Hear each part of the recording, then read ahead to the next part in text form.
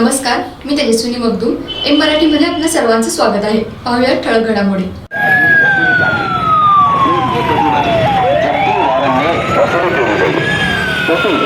आवश्यकतेप्रमाणे